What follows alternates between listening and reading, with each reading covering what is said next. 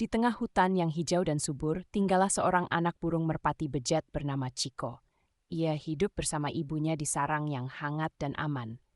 Rimpang hari berkemarilah, Ciko senantiasa melihat ibunya terbang tinggi di langit, memberinya rasa penasaran dan ingin belajar terbang.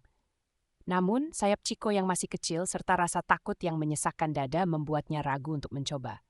Suatu ketika, hutan disergap oleh angin kencang.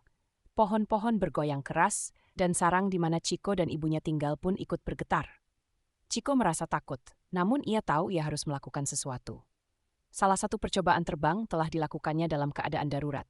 "Aku harus mencoba terbang," gumam Ciko penuh tekad.